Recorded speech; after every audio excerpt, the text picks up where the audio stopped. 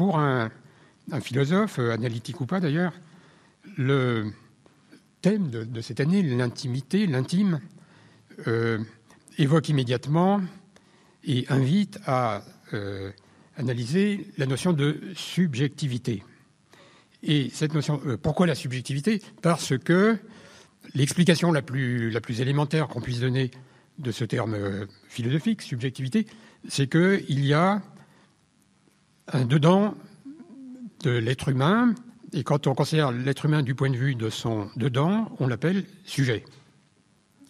Et donc, dès qu'on aborde les problématiques de la subjectivité, on est immédiatement en train d'utiliser des métaphores spéciales opposant le dedans au dehors.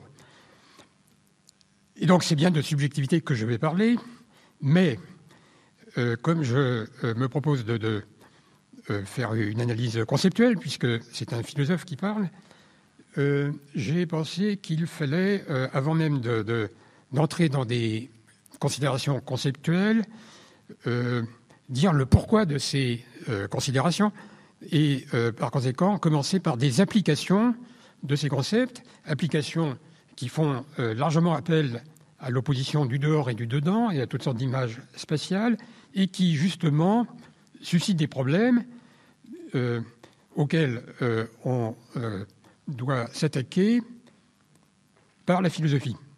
Et ces problèmes qui vont être posés viennent de ce que la notion d'un dedans, la notion d'un intime,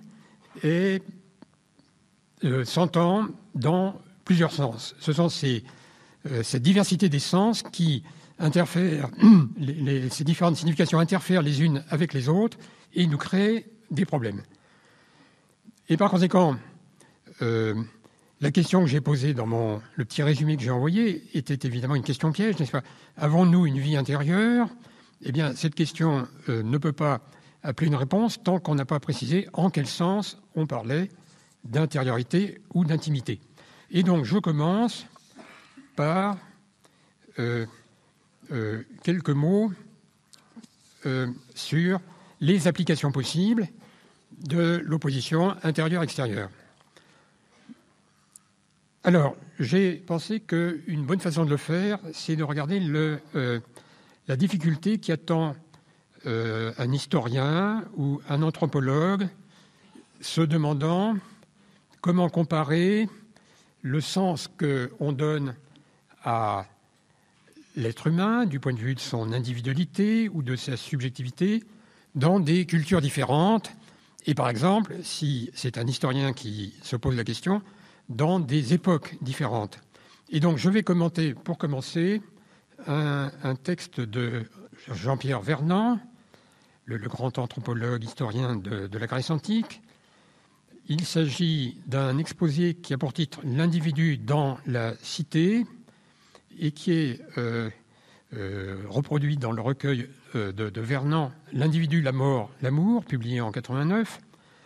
Ce texte, « L'individu dans la cité », c'est l'exposé que Vernant avait fait à un colloque qui s'était tenu à Royaumont en 1985 sur l'individu. Et donc, Vernant va se trouver pris dans le problème de l'intériorité à partir d'une question sur la notion d'individu et plus précisément sur le problème suivant, éminemment historique, n'est-ce pas ? Est-ce qu'on peut parler d'individu chez les Grecs de l'Antiquité ? Est-ce que les Grecs se sentent individus ?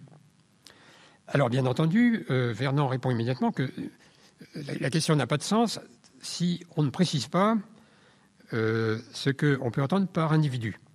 Et il propose une distinction que je vais maintenant commenter. Alors, j'énonce d'abord la distinction. Après avoir cité Louis Dumont et critiqué Dumont, puis Foucault, il en vient à sa propre distinction et il propose une typologie, une tripartition des figures historiques possibles de l'individu. Alors, quand on dit individu, on peut, explique-t-il, avoir en tête trois choses différentes.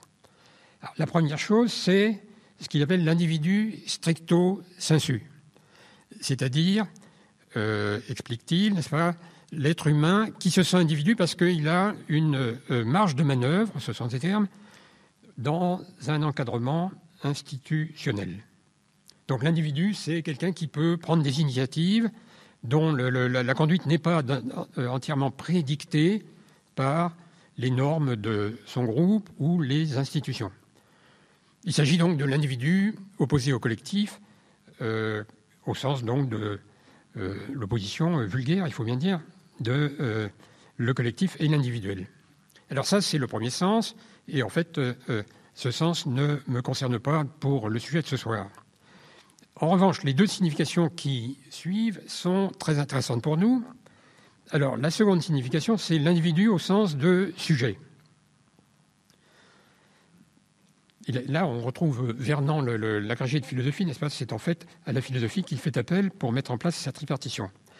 Alors, qu'est-ce qu'il appelle sujet? Eh bien, je cite, l'être humain se sent sujet, donc, je cite, quand l'individu s'exprimant lui-même à la première personne, parlant en son propre nom, énonce certains traits qui font de lui un être singulier. Donc l'individu pris au sens de sujet, c'est quelqu'un qui parle à la première personne, c'est-à-dire qui est conscient de s'exprimer lui-même. Voilà donc le deuxième sens. Et alors après ces deux premiers sens, l'individu stricto sensu opposé au collectif, et puis le sujet parlant à la première personne, voici la troisième signification qui est celle qui va être centrale pour nous. Et là, il faut que je vous cite le texte complet qui me donne en fait la matière de mon propos. Alors, je cite Vernon. Dans le troisième sens, nous avons le moi, la personne. Et alors, il commente l'ensemble des pratiques et des attitudes psychologiques qui donnent au sujet une dimension d'intériorité et d'unicité, qui le constitue au-dedans de lui-même comme un être réel, original, unique, un individu singulier, dont la nature authentique réside tout entière dans le secret de sa vie intérieure, au cœur d'une intimité à laquelle nul, en dehors de lui, ne peut avoir accès, car elle se définit comme conscience de soi-même. Alors, je vous révèle tout de suite le résultat auquel arrivera Vernon, c'est que chez les Grecs, on trouve l'individu dans le premier sens, l'individu qui agit par lui-même, on trouve l'individu comme sujet qui parle à la première personne, mais on ne trouve pas le moi, la personne prise dans le sens de quelqu'un qui trouve son individualité au-dedans de lui-même. Et donc tout le propos de Vernon dans son exposé, c'est d'expliquer comment il y a deux façons pour un être humain de découvrir son individualité, sa singularité. Ça peut être sous une forme extérieure, et alors là on a seulement le sujet, ou ça peut être par un retour sur soi qui le plonge dans le secret de sa vie intérieure, et à ce moment-là on a le moi. Alors Vernon étant un historien et non pas un pur philosophe, il a cette supériorité sur nous, philosophes, qu'il a besoin d'appuyer ses distinctions sur des archives et sur des textes, n'est-ce pas? L'historien se demande où sont mes textes. Et c'est pourquoi il va fonder sa tripartition sur une considération des genres littéraires.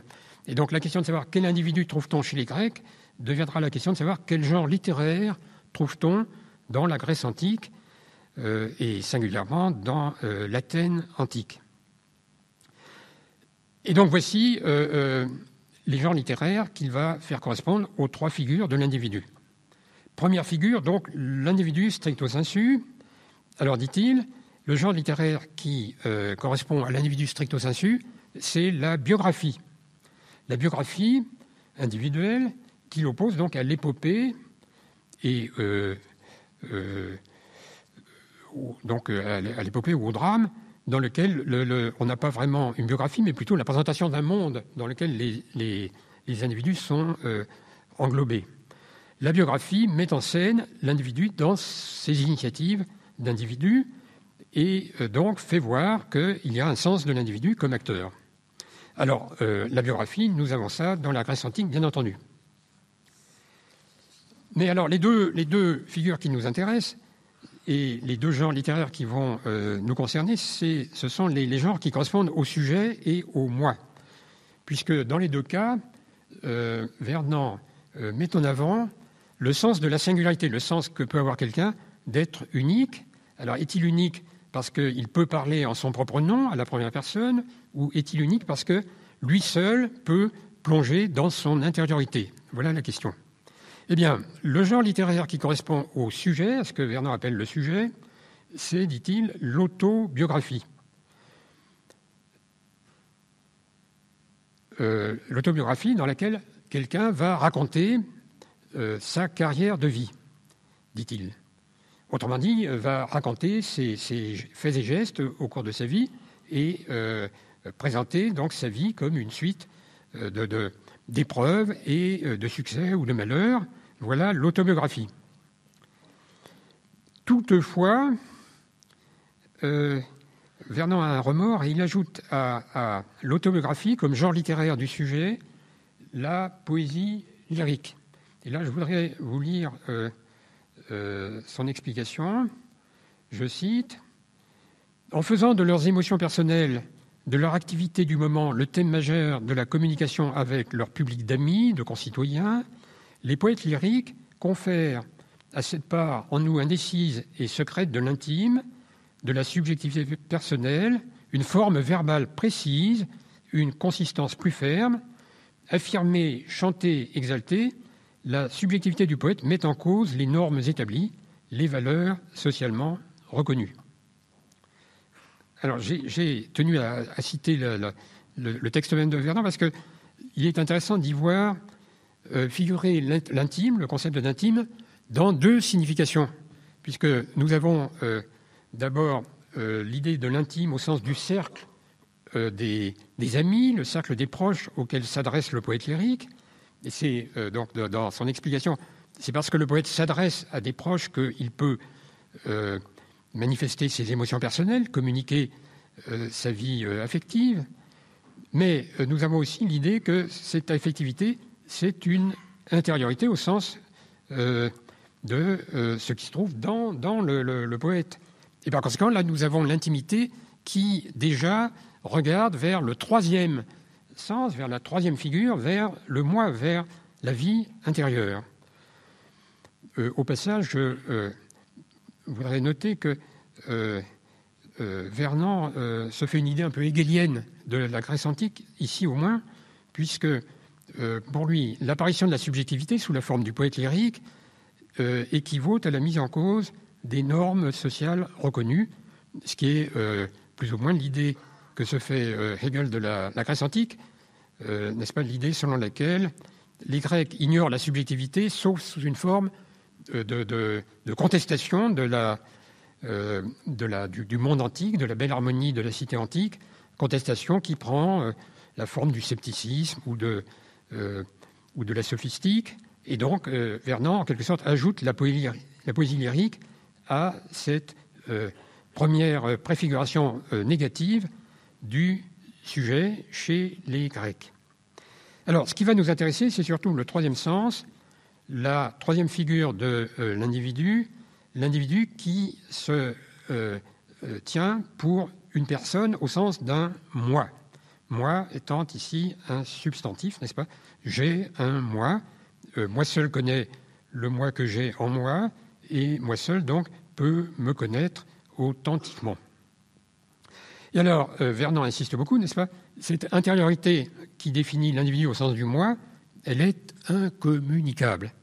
Elle est incommunicable pour la raison que seul le possesseur du moi peut regarder en lui-même et donc atteindre ce qu'il trouve en lui, sa personnalité authentique au fond de lui-même. Alors, les genres littéraires, dit-il, qui correspondent au moi, ce sont les confessions, au sens de Rousseau, et le journal intime. Alors, donc j'ai déjà dit le diagnostic final de Vernant. Nous avons chez les Grecs la biographie, nous avons l'autobiographie, nous avons la poésie lyrique, mais nous n'avons certainement pas le journal intime, ni les confessions au sens de Jean-Jacques Rousseau. Et alors, il en résulte qu'il n'y a pas, chez les Grecs, la conscience de soi, puisque je vous rappelle sa définition.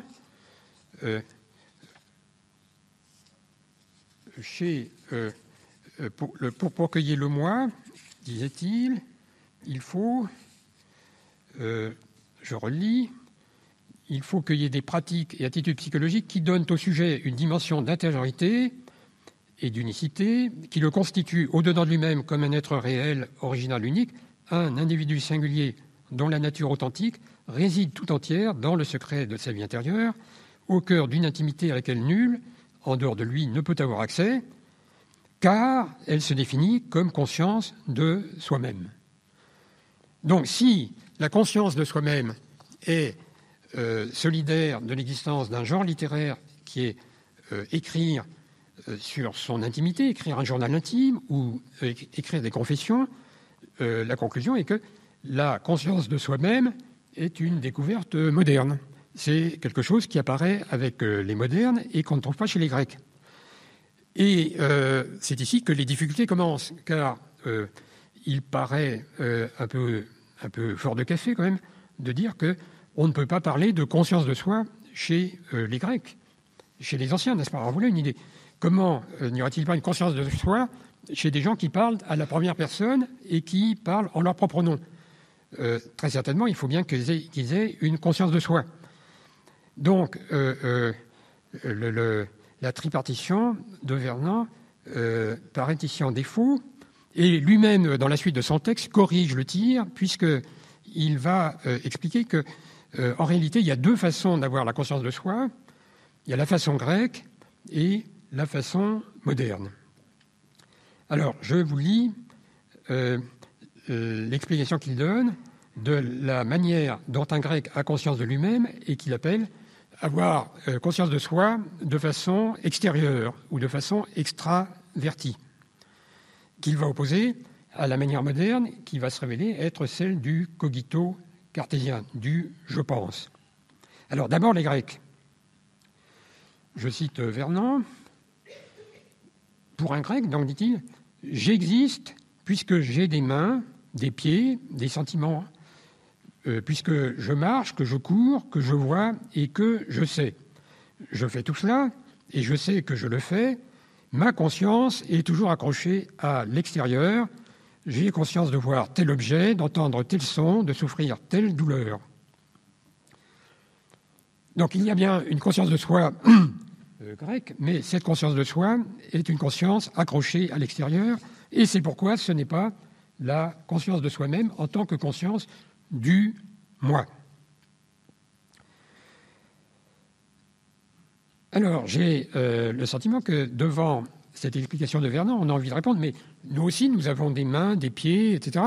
Nous savons que nous les avons, nous savons que nous les bougeons, nous avons donc une conscience accrochée à l'extérieur. Et est-ce que ce n'est pas la condition de tout être humain que d'avoir la conscience de soi accrochée à l'extérieur? Comment refuser aux Grecs une conscience de soi ou plutôt comment expliquer que la conscience de soi des Grecs est typiquement grecque alors même qu'il semble que ça soit aussi la nôtre? Et qu'en est-il de la conscience de soi qui n'est plus celle des Grecs mais des modernes, à savoir celle qui passe par le « je pense ». Eh bien, pour répondre à cette question, je propose de regarder de plus près le journal intime.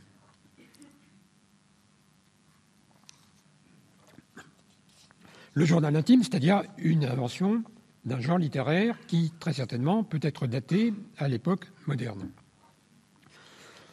Alors ici, je ne vais pas faire une recherche originale, puisque le travail a été fait.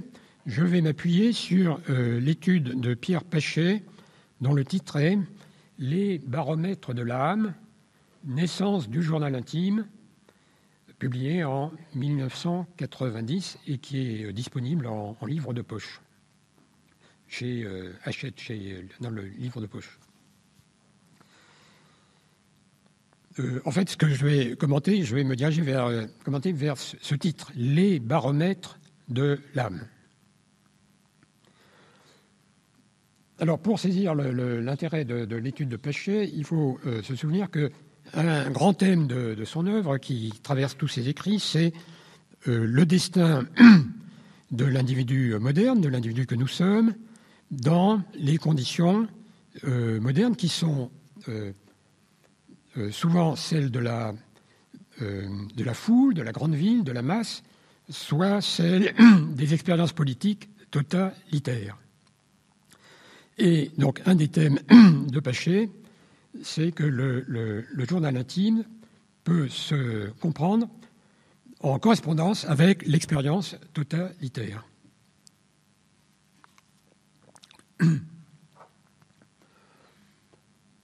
La définition du pouvoir totalitaire serait, n'est-ce pas, ce qui ferait le propre d'un pouvoir totalitaire par opposition à un pouvoir simplement autoritaire, c'est une volonté d'entrer, de faire intrusion dans le domaine intime. Et alors là, nous retrouvons les deux intimités déjà apparues dans ce qui précède, à savoir l'intimité au sens du cercle intime, du cercle de mes intimes, l'intimité sociale, et l'intimité au sens de l'intériorité. Alors d'abord, si on prend l'exemple de George Orwell, n'est-ce pas, 1984, le fameux roman de Orwell, on voit apparaître les deux intimités. Vous vous souvenez que Big Brother, n'est-ce pas, le pouvoir totalitaire, fait intrusion dans la vie intime du héros, Winston Smith, à savoir dans ses amours avec Julia, et donc intervient dans l'intimité au sens social du cercle des intimes. Mais dans le même temps, Big Brother, qui nous surveille, n'est-ce pas? Big Brother is watching you. Big Brother surveille non seulement mes fréquentations, mais surveille mes pensées. Et un des épisodes de 1984, c'est le moment où le héros, Winston Smith, cherche précisément à tenir un journal intime en se cachant de la caméra qui est installée dans chaque appartement et en trouvant un petit coin de l'appartement où il peut ne pas être vu. Et alors donc là, ce qui apparaît, c'est le journal intime comme espace que quelqu'un peut espérer soustraire à l'espace public en tant qu'espace où peut régner la surveillance. Si Big Brother me surveille, alors je vais chercher à réserver une part qui sera à moi et à moi seulement de l'espace, qui est mon journal intime. Mais la technique de Big Brother, c'est justement d'arriver à détecter le fait que je tiens un journal intime. Et à ce moment-là, si Big Brother voit mon journal, catastrophe, puisque mon journal est écrit et que n'importe qui peut le lire. Et donc, la meilleure façon de cacher mes pensées, c'est de les garder pour moi et de même pas les coucher par écrit. Mais même cela peut apparaître dangereux, puisque ces pensées, si je les garde pour moi, vont me peser, et il y a un moment où elles risquent de sortir, et elles risquent si bien de sortir que Big Brother sait, avant Winston Smith, que Winston Smith va devenir un dissident. Il le sait avant lui. Et donc, le plus sûr, ça serait de ne pas avoir de pensée dissidente du tout. Et donc d'avoir non seulement un journal intime, mais en quelque sorte un espace intime à l'intérieur de mon intimité dans lequel cacher les pensées que je ne dois même pas penser. Ce qui nous conduit vers une idée de censure et de refoulement.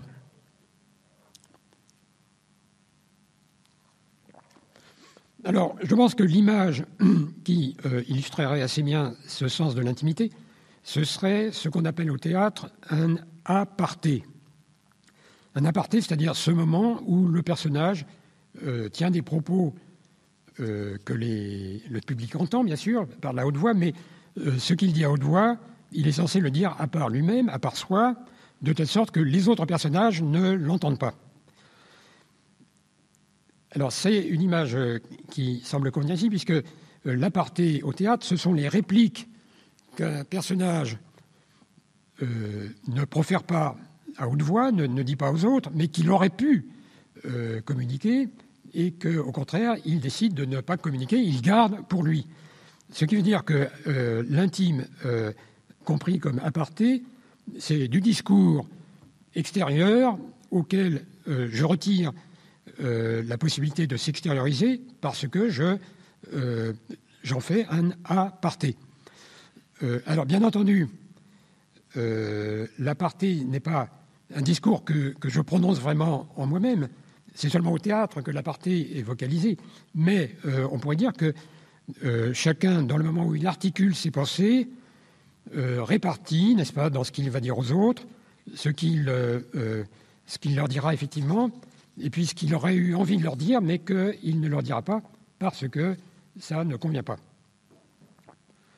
Alors, un mot sur les précurseurs du journal intime, tels que les dégage Pachet dans son livre.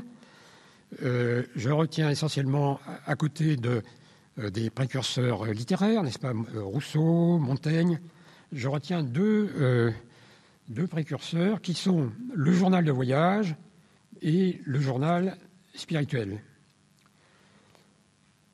Alors, le journal de voyage n'est pas du tout un journal intime dans sa destination première. Si le journal de voyage, c'est juste le carnet où je note, moi, voyageur, les lieux que j'ai visités, les monuments que j'ai vus, les rencontres que j'ai faites, les auberges où j'ai dormi, les mauvais repas que j'ai faits, les accidents de voiture, etc. C'est-à-dire un journal de tout ce qui était mémorable, notable, dans mon voyage, si vous voulez, qui peut fournir la matière de récits ou de conversations une fois rentré à la maison. Mais évidemment, le journal de voyage prend une autre tournure si je ne me contente pas de mettre aujourd'hui, arrivé à Rome, n'est-ce pas, aujourd'hui, je suis au Parthénon, à Athènes, etc. Mais si le voyageur inscrit aussi ses réactions, ses sentiments. Et à ce moment-là, le journal de voyage devient le journal des impressions de voyage. Et en devenant le journal des impressions de voyage, il fait intervenir ce que le concept de subjectivité nous apprend à tenir pour une vie intérieure.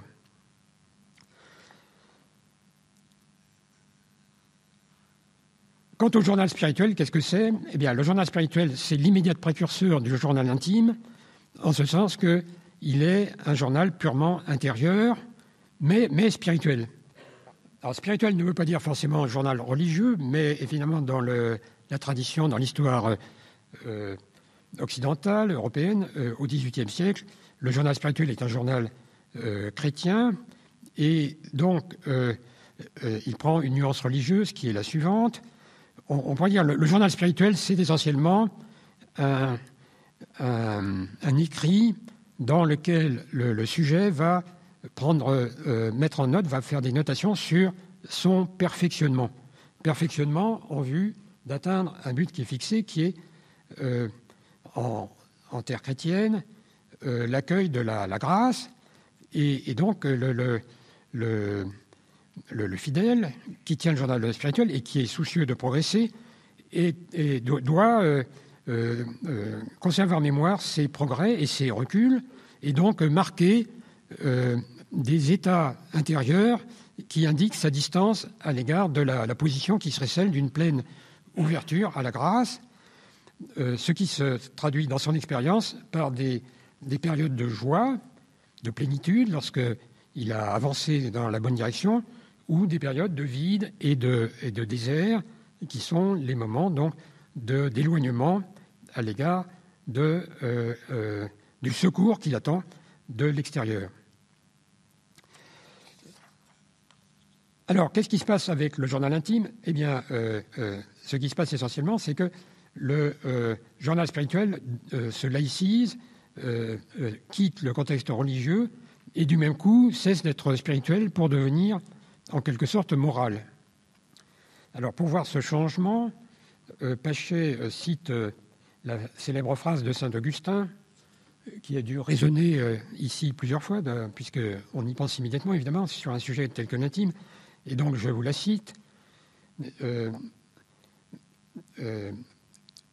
En traduction, n'est-ce pas? Mais toi, donc saint Augustin écrit une prière, et donc il s'adresse à Dieu, et il dit, mais toi, tu étais plus intérieur que l'intime de moi-même, et plus élevé que les cimes de moi-même. Interior intimo meo et superior summo meo. Alors ici, on peut noter le prodigieux talent de rhéteur antique. Saint Augustin, c'est, comme disait Marou, le dernier romain, puisqu'il possède la rhétorique antique à son sommet. Et là, nous avons l'idée que Dieu est intérieur, c'est-à-dire comparatif, n'est-ce pas, plus intérieur que l'intime, intimo meo, c'est-à-dire que le superlatif, l'intimité, c'est le superlatif de l'intérieur, du dedans. Et donc Dieu est comparativement plus intérieur, plus proche de moi que ce qui est le plus proche de moi, n'est-ce pas? Il fait un comparatif à l'égard d'un superlatif. Et de même, Dieu est plus élevé que ce qui est au sommet de moi-même. Et donc, de nouveau, nous avons un comparatif qui élève Dieu au-dessus du superlatif. Mais, alors, bien entendu, là, les confessions de saint Augustin sont tendues vers Dieu, ce qui fait des confessions un écrit proprement spirituel, c'est-à-dire ouvert à quelque chose qui doit venir du dehors, alors que le journal intime place l'écrivain face à lui-même. Et du même coup, le journal intime, notre péché, comporte rarement des notations de grande plénitude et de bonheur, mais plutôt des expériences de vide, parce que, justement, le journal intime n'est pas le journal d'un voyageur. Le voyageur se déplace tout le temps, il a changé de décor, de milieu, donc il rencontre sans arrêt du nouveau, et par conséquent, tous les jours, il a du nouveau à inscrire. Tandis que les inventeurs du journal intime, par exemple Maine de Biran ou Amiel, sont des gens qui passent la moitié de leur temps à écrire ce journal intime, et donc ils n'ont rien d'autre à écrire que le fait qu'ils tiennent ce journal.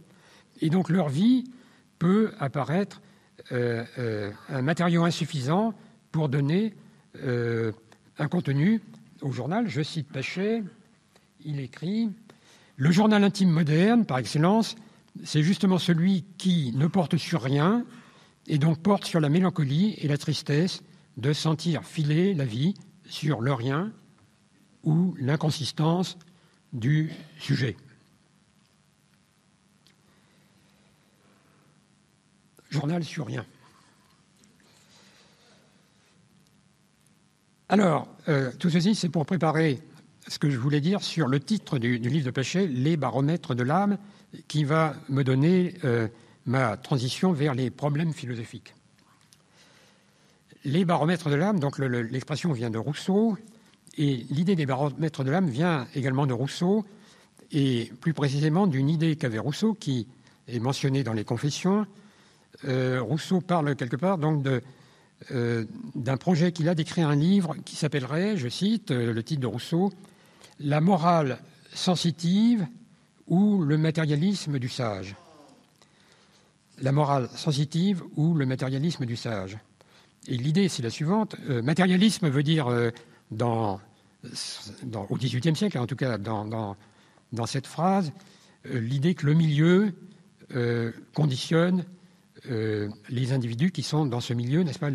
Il y a le milieu géographique, le milieu météorologique, l'environnement détermine les états psychologiques des êtres humains, ce qui fait que la morale sensitive, c'est l'idée que pour progresser, il ne faut pas compter sur des efforts qu'on ferait soi-même face à soi-même, n'est-ce pas, sur le modèle stoïcien. Il ne faut pas compter non plus, bien entendu, sur la grâce de Dieu, mais il faut compter sur le milieu.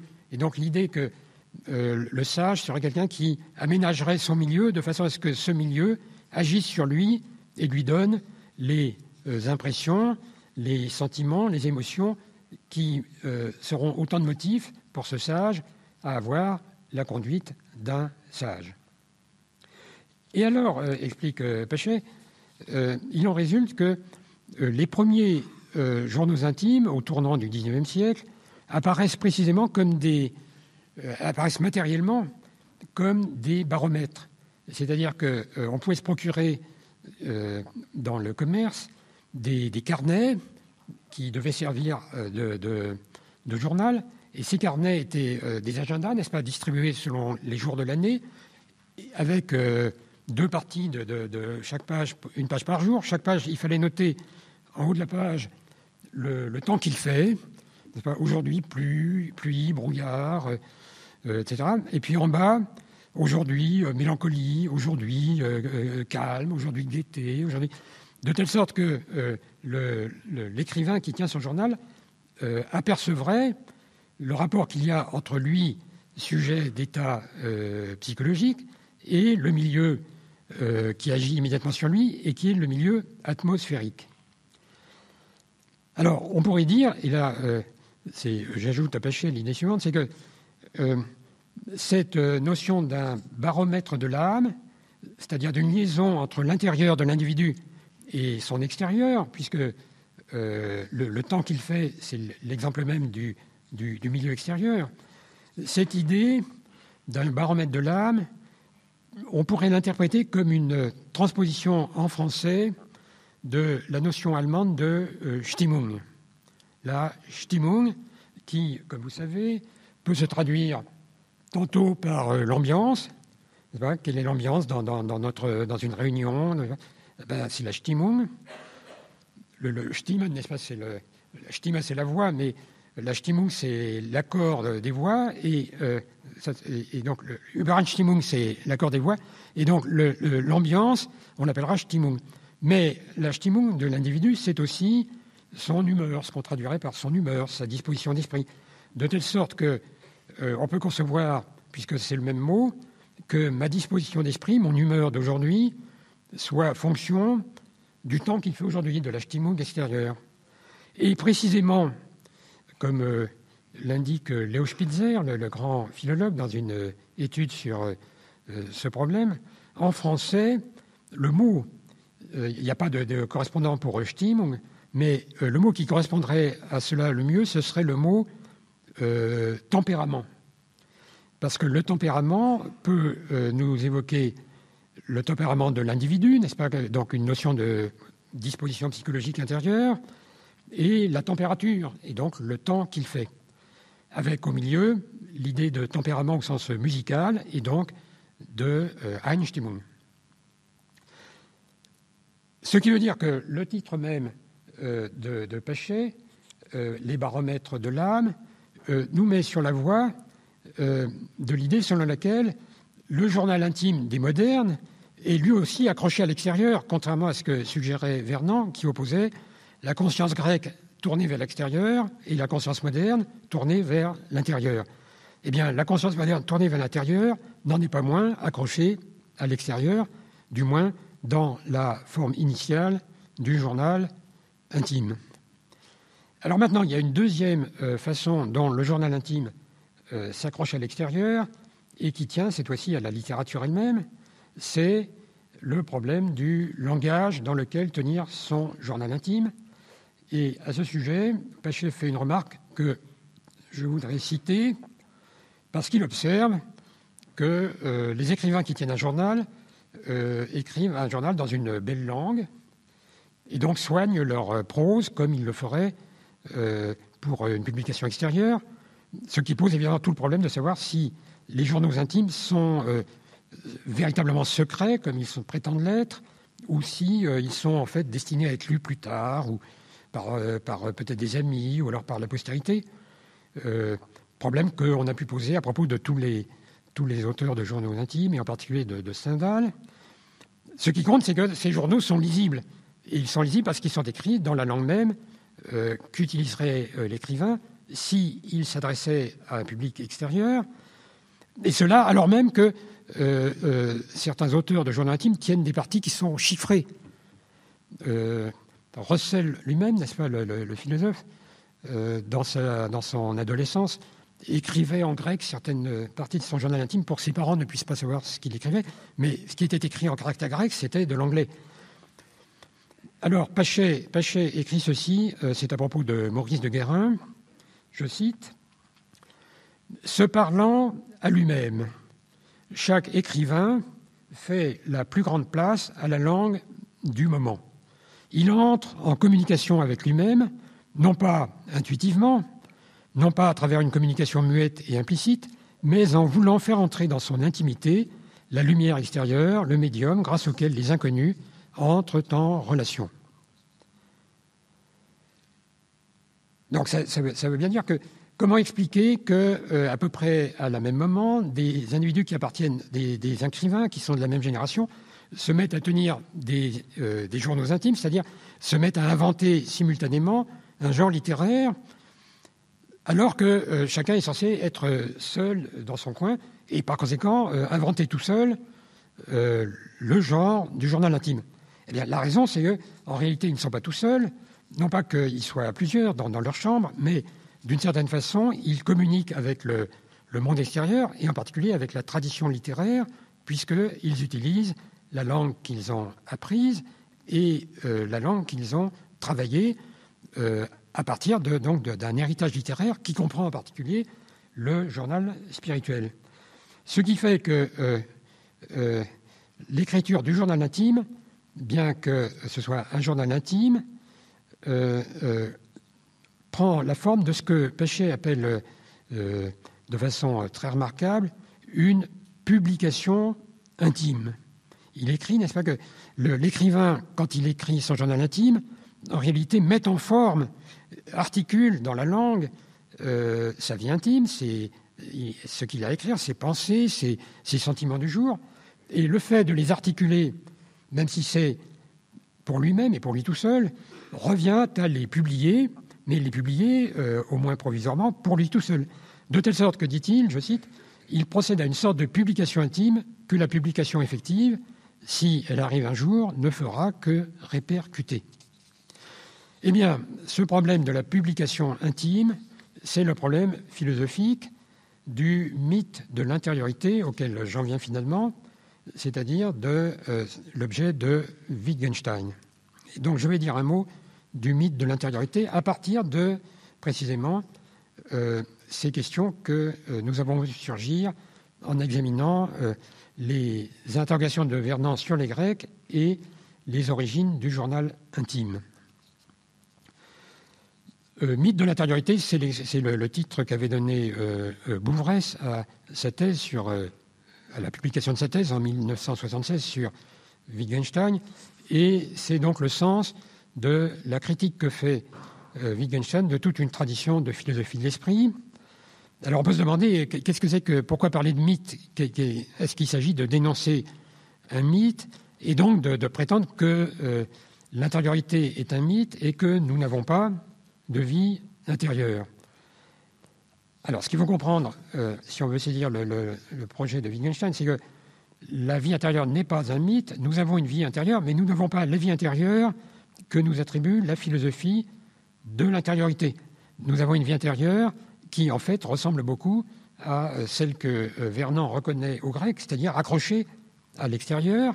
Nous n'avons pas la vie intérieure qui nous donnerait, par une plongée dans nous-mêmes, le moi. Et pourquoi parler de mythe? Eh bien parce que l'idée est que surgissent dans notre maniement des images du dedans et du dehors, des distinctions, des positions, des thèses qui, en réalité, ne correspondent à rien parce qu'elles surgissent simplement d'un maniement maladroit ou incompréhensif de ce que nous comprenons très bien et qui est parfaitement innocent quand nous les employons comme des images. Alors, je vais détailler le mythe de l'intériorité. Oui. Je vais le détailler rapidement en 4 mythes qui seront le mythe du sens interne, le mythe des objets internes, le mythe des critères internes et le mythe de l'introspection. Alors, je commence par le mythe du sens interne qui est le mythe de l'œil qui regarde en moi. Alors là, le plus rapide, c'est peut-être de j'ai trouvé que c'était de citer le poème de Victor Hugo, n'est-ce pas? L'œil était dans la tombe et regardait Caïn. Image de la conscience comme œil qui surveille l'individu. Alors, si on regarde le poème de Hugo, ce qui est très intéressant, c'est que au début du poème La conscience, Caïn voit l'œil qui l'accuse, il le voit au-dessus de lui dans le ciel. Hugo dit, n'est-ce pas, Caïn, ne dormant pas, songeait au pied des monts, ayant levé la tête au fond des cieux funèbres, il vit un œil tout grand ouvert dans les ténèbres et qui le regardait dans l'ombre fixement. Donc l'œil est à l'extérieur et surveille Caïn de l'extérieur. Alors, comme vous savez, n'est-ce pas, il s'agit pour Caïn de fuir cet œil, et donc il s'enferme. Alors il dit « Je veux habiter sous la terre, comme dans son sépulcre un homme solitaire, rien ne me verra plus, je ne verrai plus rien. » Alors le moment où rien ne me voit plus et je ne vois plus rien est censé correspondre au moment où l'œil de la conscience s'intériorise et, en quelque sorte, peut détecter, en regardant en moi, mes véritables motifs et donc mes véritables fautes. Mais le poème de Victor Hugo manifeste cette intériorité de façon spatiale. Et donc ce qui se passe dans le poème, c'est que Caïn est dans la tombe et l'œil aussi est entré dans la tombe. Et on n'a donc pas une tombe intérieure à Caïn avec l'œil passé du dehors au dedans. De telle sorte que, si vous voulez, la façon même dont le poème est construit révèle la difficulté de l'idée du sens interne, par opposition à cette image dans le poème, qui est que s'il y avait un sens interne, il faudrait que je sois moi aussi dans l'espace auquel l'œil qui regarde ma vie mentale me permet d'accéder, exactement comme Caïn est dans la tombe où il ne voit plus rien et où il espérait que rien ne le verrait. Le sens interne est quelque chose qui se révèle contradictoire parce que c'est censé être un œil, donc un organe pour percevoir, mais pour percevoir d'une façon absolument inouïe et inédite comparée à ce que nous appelons normalement perception. Car ce que nous appelons perception, c'est le regard jeté sur les choses, qui nous en révèle les apparences visibles, sonores, etc., les apparences sensibles, avec la possibilité que, dans certains cas, nous fassions des erreurs de perception et que donc nous prenions les apparences pour la réalité. Mais justement, si je savais ce qui se passe dans ma vie mentale par un œil interne, il faudrait que cet œil interne saisisse des apparences sans jamais que ces apparences soient dissociées de la réalité. Et donc, en réalité, l'œil interne serait un organe pour regarder des apparences derrière lesquelles il n'y a rien. Donc, ces apparences que verrait l'œil interne, ce serait un peu comme à l'extérieur, l'arc-en-ciel ou le reflet dans le miroir, c'est-à-dire des pseudo-entités qui n'ont d'autre existence que d'être perçues. Ce qui veut dire que la métaphore de l'œil interne, en réalité, nous met dans la confusion et la paralysie conceptuelle parce que nous ne savons plus ce que veut dire percevoir quand il s'agit de percevoir au-dedans, c'est-à-dire pas au dehors, mais comme si, néanmoins, nous pouvions voir le dedans comme un dehors. Ça, c'est le premier mythe du sens interne, c'est-à-dire d'un organe mythique.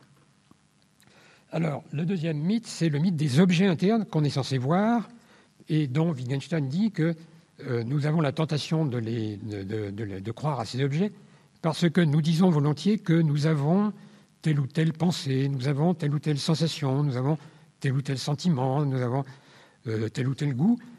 Et alors, l'idée d'avoir impose plus ou moins fortement la notion d'un rapport de possession entre moi et quelque chose que j'appelle l'objet que je possède, n'est-ce pas? Donc il faudrait qu'en regardant au-dedans de moi-même, je vois des objets qui seraient mes états d'esprit. Alors là, joue le mythe de l'objet interne, de l'objet privé, parce que de nouveau, nous traitons l'espace du dedans comme si c'était un espace du dehors, mais qui serait spécial en ceci que moi seul pourrais le voir dedans.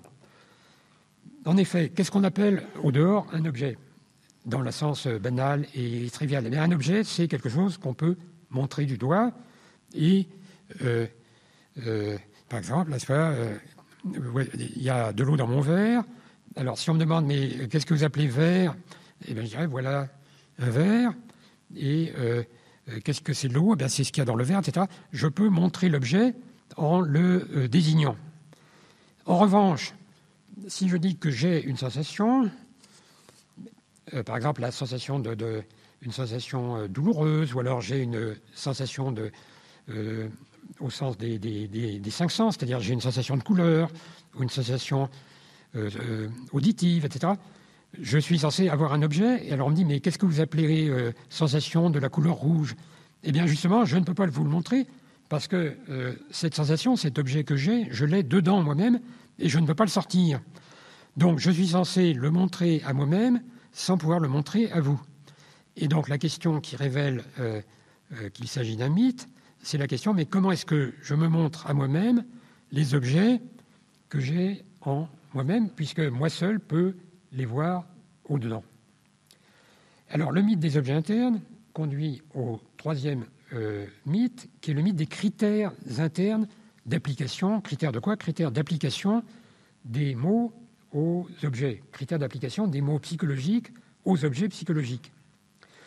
Tant qu'il s'agit de la vie extérieure, de la vie accrochée à l'extérieur, nous avons une possibilité d'expliquer le sens des mots en faisant appel à ce que Wittgenstein appelle des définitions ostensives. N'est-ce pas? On peut expliquer en montrant. Il y a des limites à cette explication parce qu'il faut ici résister à l'idée que tous les mots de la langue sont des noms, à l'hégémonie du nom. Mais il y a beaucoup de mots que l'on peut expliquer en disant mais voilà ce que j'appelle telle chose. Mais alors, si j'applique ce schéma de l'explication aux mots désignant les entités internes, alors il apparaît que se pose le problème de savoir comment le sujet d'une expérience interne, d'une vie mentale, a créé le langage psychologique dans lequel il nomme ce qu'il perçoit en lui, à savoir donc les émotions, les pensées, les croyances, les désirs, tout ce qui fait la vie mentale. Il apparaît qu'il a fallu que ce sujet de la vie interne jette un regard par son sens interne sur son état à tel instant et dise l'état dans lequel je suis maintenant, je l'appelle de tel mot. Et donc créer à tel instant une connexion, une liaison entre un signe de la langue et un état interne. Comme si il procédait avec un objet externe. Mais alors, avec un objet externe, il se passe aussi que je peux procéder à un étiquetage. Par exemple, n'est-ce pas, je suis un géologue sur un terrain, et alors j'ai des petits bocaux avec des étiquettes, et je prends des poudres, des pierres, des cailloux, je les mets dans les petits bocaux, et j'écris sur l'étiquette tel objet à l'intérieur du bocal, et bien voilà, je lui donne telle désignation. De telle sorte que, par la suite, si on veut savoir ce qu'on appelait de tel nom, eh bien on se reporte vers l'échantillon et on a l'explication, on vérifie ce qu'il y a dans le bocal. Alors de la même façon, n'est-ce pas, chacun de nous dans sa cuisine a des bocaux avec écrit sel, sucre, farine, etc. De telle sorte que si on voulait savoir qu'est-ce que c'est que du sel, eh bien on ouvre le bocal où il y a écrit sel, on plonge le doigt et on a l'échantillon qui nous remet en mémoire quelle chose on avait donné le nom sel. Mais qu'est-ce qu'on fait avec les échantillons mentaux?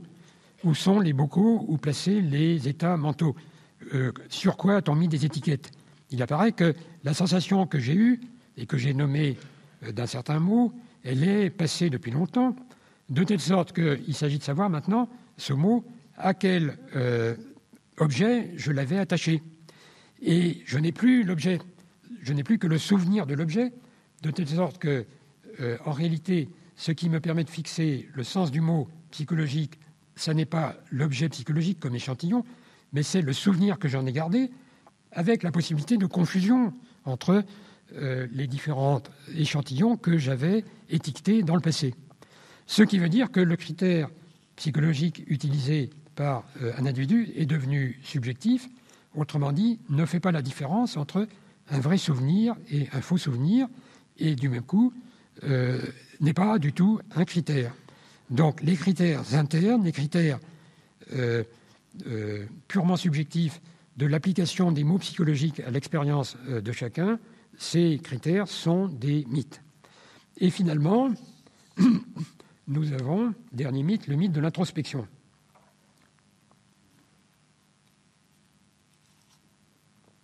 Alors, là encore, n'est-ce pas, on peut demander, mais est-ce que Wittgenstein nie la possibilité de l'introspection? Est-ce qu'il récuse l'idée même que nous puissions faire retour sur nous-mêmes et arriver à des conclusions? Bien entendu, il ne le nie pas, et même il l'affirme. Et je voudrais citer une section des recherches philosophiques où il donne un exemple de ce que c'est que l'introspection réelle, celle qui n'est pas mythique, et en quoi elle consiste. Alors il écrit, je cite, « Y a-t-il un sens à demander « D'où sais-tu que tu crois cela ?» Et la réponse est telle, « L'introspection me l'apprend. » Donc la question c'est, est-ce que l'introspection est une source légitime de connaissance de moi-même? Eh bien il répond, je cite, « Dans un certain nombre de cas, mais non dans la plupart, on pourra dire quelque chose de ce genre.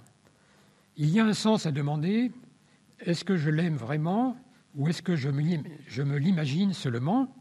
Et le processus de l'introspection consiste à évoquer des souvenirs, à se représenter des situations possibles et à imaginer les sentiments que l'on aurait si. »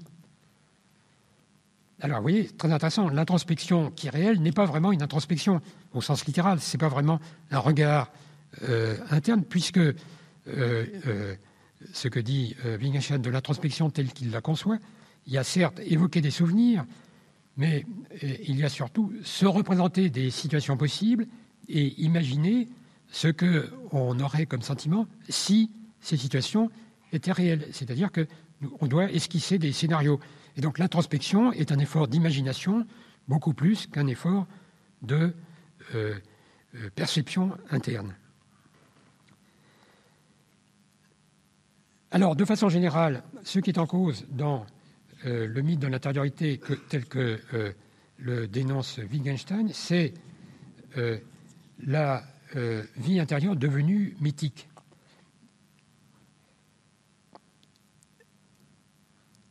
Si on voulait résumer sa critique, on pourrait se tourner vers la notion d'expression. La notion d'expression est exactement celle qui résume notre affaire du dedans et du dehors, de la métaphore spatiale de l'intériorité et de l'extériorité, puisque la notion d'expression est celle d'une sortie du dedans vers le dehors. Alors, si on pose la question, ce qui est exprimé, n'est-ce pas, le sens, faut-il le chercher dedans ou faut-il le chercher dehors? Faut-il le chercher avant qu'il soit sorti par l'expression ou faut-il le chercher alors qu'il est sorti dehors? Est-il dedans ou dehors?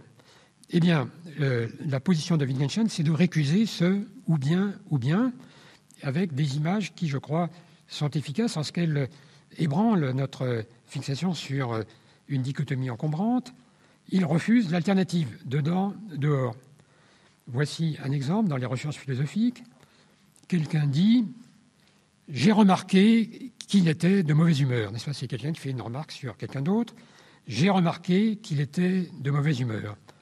Alors Wittgenstein demande, je cite, « Est-ce un compte-rendu de son comportement ou de son état d'âme ?» N'est-ce pas? Est-ce que c'est sur le dehors, le comportement, ou sur le dedans, l'état d'âme? Et alors, Wittgenstein refuse cela par une comparaison qui est la suivante. Quelqu'un dit « Le ciel paraît menaçant ». Le ciel est à l'orage, le ciel paraît menaçant. Est-ce un énoncé qui porte sur le présent ou sur le futur? Est-ce sur le ciel maintenant ou sur l'orage qui vient?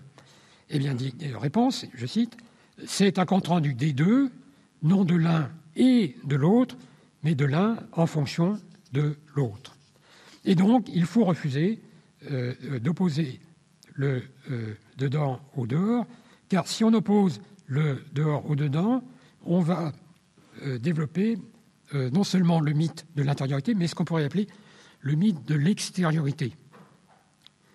Le mythe de l'extériorité, c'est le suivant. Le mythe de l'extériorité, c'est l'idée que dès que le dedans passe dehors, il perd toutes ses vertus et cesse d'être ce qu'il était dans le dedans. Je cite ici une note de Wittgenstein dans ses notes sur l'expérience privée. Voici ce qu'il écrit, je cite, « Nous devons tirer au clair la façon dont nous appliquons en fait la métaphore du révélé, dehors et dedans. Autrement, nous serons tentés de chercher un dedans derrière ce qui est, dans notre métaphore, le dedans. » Vous voyez, le moment mythique, c'est le moment où tout d'un coup, je dois trouver un dedans à l'intérieur de ce qui est, dans notre métaphore, le dedans. C'est donc le moment où je ne peux pas me contenter du dedans, mais il me faut un dedans du dedans. Alors, pourquoi me faut-il un dedans du dedans ? Il me faut un dedans du dedans parce que, d'une certaine façon, tout ce qui sort du sujet, tout ce qu'il exprime, tout ce qui est passé dehors, ne vaut plus rien, puisque ça pouvait sortir. Et que le vrai dedans, c'est le dedans qui ne peut pas sortir. Donc, d'une certaine façon, ce qui est sorti est sans valeur parce que c'est communicable, parce que c'est accessible aux autres, parce que c'est compréhensible, parce que c'est ce qu'on peut mettre dans la langue, alors que ce qui aurait dû sortir, mais qui justement par définition ne peut pas sortir, c'est la singularité unique de ma vie intérieure. Et puisque ça ne peut pas sortir, nous allons distinguer ce qui dedans peut sortir et qui sera le dehors du dedans, et ce qui dedans ne peut pas sortir et qui sera le dedans du dedans. Alors quand nous nous trouvons avec le dedans du dedans, c'est le moment où nous sommes tombés au piège de notre propre métaphore. Alors je m'arrête là et je récapitule mon propos en disant que j'ai dégagé 4 significations de l'intimité. La première signification, c'était donc ce qu'on garde pour soi, et je l'appellerai volontiers la catégorie de l'in petto, n'est-ce pas, au sens de ce qu'on dit in petto, ce qu'on pourrait dire mais qu'on ne dit pas, ce qu'on garde pour soi, et qui donc est secret parce qu'on a décidé de ne pas le dire, mais qui peut devenir public, qui aurait pu être public, et qui peut le redevenir quand on va le révéler. Le deuxième sens, ce serait la matière du journal intime, c'est-à-dire non pas exactement ce qui est écrit dans le journal intime, mais la matière dont se sert l'écrivain du journal intime pour l'articuler en phrases de la langue de tout le monde dans son journal. Et donc, c'est la vie intime en tant que porteuse d'un sens qui reste à articuler. Ce serait le deuxième sens. Mais évidemment, ce deuxième sens n'est pas celui d'un dedans du dedans, puisqu'il s'agit de sentiments, de pensées qui ne demandent qu'à être articulés. Alors, le troisième sens de l'intime, ce serait le sens spirituel qui exige un contexte dans lequel il y a un sens à parler d'un perfectionnement de soi et donc d'interpréter ces sentiments, ces états d'âme, de joie, de mélancolie, de nostalgie, de désespoir, comme des états spirituels, dans la ligne d'un progrès ou d'un déclin de soi-même. Et enfin, le quatrième et dernier sens, c'est le sens mythologique, c'est celui des philosophies de la conscience réflexive de soi, c'est-à-dire de cette conscience de soi que Vernon réservait aux auteurs modernes, et qui se révèle mythique. Car si la vie intérieure, dont le journal intime est le baromètre, était intérieure au sens où le dit Vernon, au sens d'un ineffable intérieur, alors ce journal, qui serait le baromètre d'une vie ineffable, serait lui-même ineffable, n'est-ce pas ? S'il était écrit, il serait écrit de façon illisible, de telle sorte que nous ne pourrions pas le comprendre, et que l'écrivain lui-même, qui l'écrirait se découvrirait à l'extérieur de son propre journal, lequel serait devenu, en quelque sorte, un dedans de son dedans. Je vous remercie.